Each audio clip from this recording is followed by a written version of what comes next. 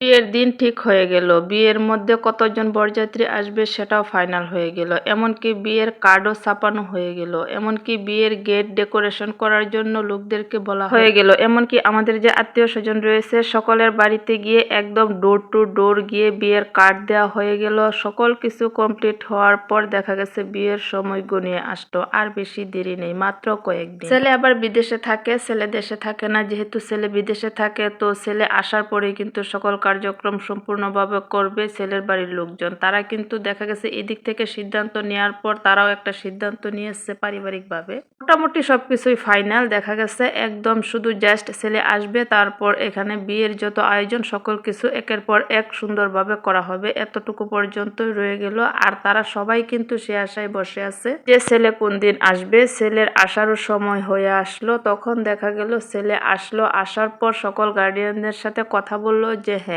বিয়ের দিন তারিখ সকল কিছু তোমরা ঠিক করেছো, আচ্ছা ভালো করেছো। ছেলের সাথে তারা বলেই কিন্তু অনেক কিছু ঠিকঠাক করেছে।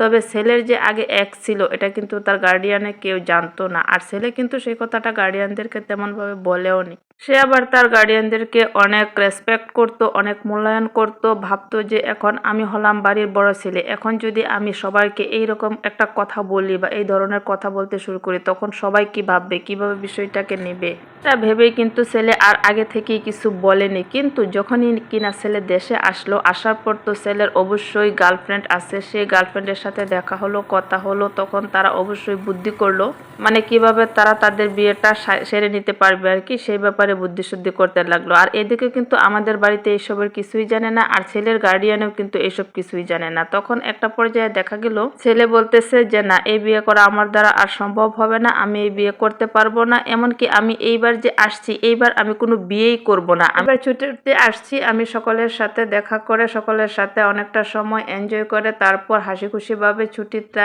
উপভোগ করব। তারপর আবার দেখা গেছে অন্য আরেকটা সময় যখন আমি ছুটিতে আসবো সামনে তখন আমি বিয়েটা করব। এখন আমার দ্বারা বিয়ে করা সম্ভব না। তখন ছেলের গার্জিয়ান আর কি করবে, তারাও তো আর এই বিষয়ে আগে থেকে কিছু জানতো না। আর তারাও তো ভাবতেছে যে এখন মেয়ের বাড়িতে কি বলবো। আর আমাদের বাড়িতে তো এই ধরনের ঘটনার মানে বিন্দু পরিমাণ কিছুই জানে না, এমন একটা অবস্থা আর কি। আমাদের বাড়িতে তো সম্পূর্ণ প্রিপারেশন তারা ইচ্ছে মতো নিতেছে। তারপর দেখা গেল যে একটা পর্যায়ে ছেলের গার্ডিয়ান আমাদের বাড়িতে অবশ্যই জানালো যে হ্যাঁ, আমাদের ছেলে এই বিয়ে করতে পারবে না, তার এই বিয়েতে মত নেই। এই বলে ছেলের গার্জিয়ান নিজেরাও একটু লজ্জিত হলো। আর আমাদের বাড়িতে তো একদম কি এক অবস্থা, যে এ কি হয়ে গেল, কি ভাবলাম কি হইলো। এত কিছু প্রিপারেশন নেওয়ার পর সকলকে দাওয়াত দেওয়া হয়ে গেছে, সকলকে বলা হয়ে গেছে, সকল আয়োজন শেষ। এখন যদি এমন বলে তখন কি অবস্থাটা হয়, সকলের মনের অবস্থাও ততটা ভালো না। আর আমি ভাবছিলাম যে কি আর বলবো, আমার তো আমার করারও কিছু নেই, বলারও কিছু নেই। প্রথমেও কিছু বলার ছিল না, এখনো কিছু বলার নেই। আমি নীরব দর্শকের মতো একই ভূমিকা পালন করে গেলাম সব সময়। যাই হোক, গল্পটা ছিল সংগ্রহীত। আমি একটা আপুর টিউটোরিয়াল থেকে গল্পটা সংগ্রহ করেছি। সকলে ভালো থাকবেন। আল্লাহ হাফেজ।